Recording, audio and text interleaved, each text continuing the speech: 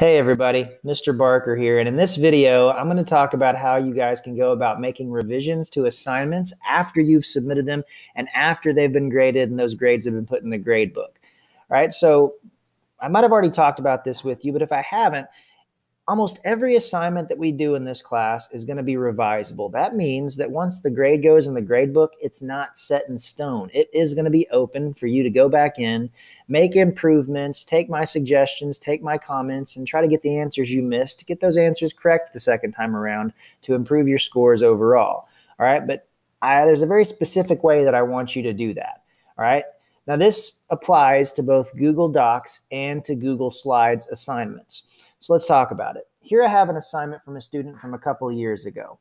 Now you'll notice when you miss an answer, it's generally going to wind up highlighted yellow, just like this. And out to the side, anytime you miss an answer or miss a question, I'm not just going to mark it wrong. I'm almost always going to give you some sort of feedback, whether that be a comment, whether that be a suggestion, or whether it be another question to hopefully help you come to the right answer. Never am I going to tell you what the answer was in my comment. That's your job. But I am going to give you a little bit of feedback to help you get there yourself.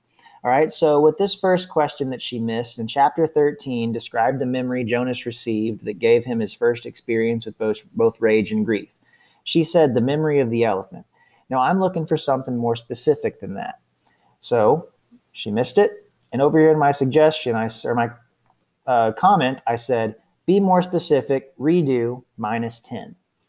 Now, when she goes back in to revise her work to improve her original score, what she's not going to want to do, and what you guys are not going to want to do, is for all the questions that you missed, do not go in there and delete them and start from scratch.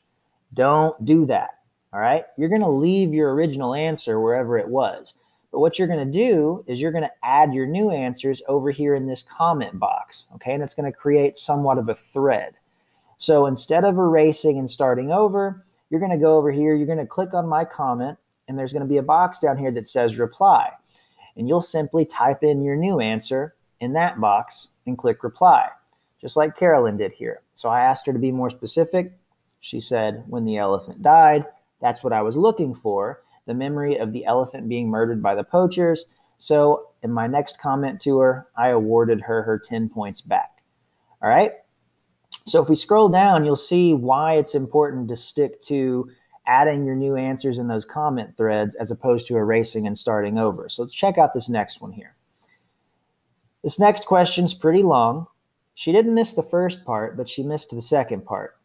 So I highlighted that, and then I left a comment, and I said, or actually this time I left an additional question for her. I said, so how do we handle our problems differently, particularly problems like Jonas was having? Redo -10. She tried to answer it again. She said, we have bad memories that we can't take away. We have actual pain like breaking legs. That's still not quite what I'm looking for. So I added another question, another comment. I just kept the thread going. So I asked her another question, got her a little closer to the answer. So in her second attempt at revising her original thought, she got it right.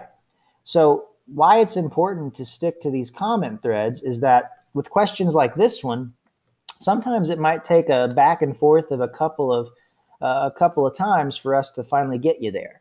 All right. But if she were just to have erased her whole first answer and started over, I wouldn't have remembered what I said because my comment thread would have vanished, and it would have been more difficult for me to help her get to the right answer. All right. So it's okay sometimes if, I give you a suggestion, you make an attempt at a second answer, I'm going to give you another suggestion, or I'm going to ask you a deeper question to help lead you there. And it might take 2 attempts. It might take 4 attempts. It might take all day. But eventually, if you keep working at it, the two of us are going to get ourselves to the right answer. All right.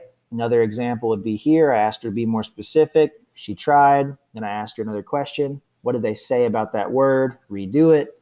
She gave me another answer, more specific. That was when I awarded her 10 points back. And then if you notice down here, it only took her one try to get the answer correct the second time. So whenever you go in to redo assignments, always check my suggestions, always check my comments. And whenever you want to try and make an attempt at a new answer, simply click on my comment box and reply to it.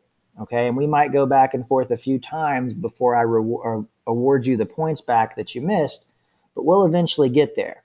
Okay, but one more time, do not go in and delete what you've already done. Leave that original answer there, because I want to be able to see our entire thread. I want to be able to see where you originally were. That way I can know what I've asked you before to help me, know what to ask you next to get you closer to the answer.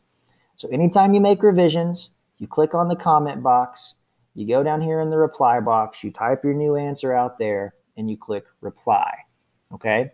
Every time you do it that way. If you go in and you erase everything, I might not be able to recheck your work, and your score might stay as it is in the grade book. Okay?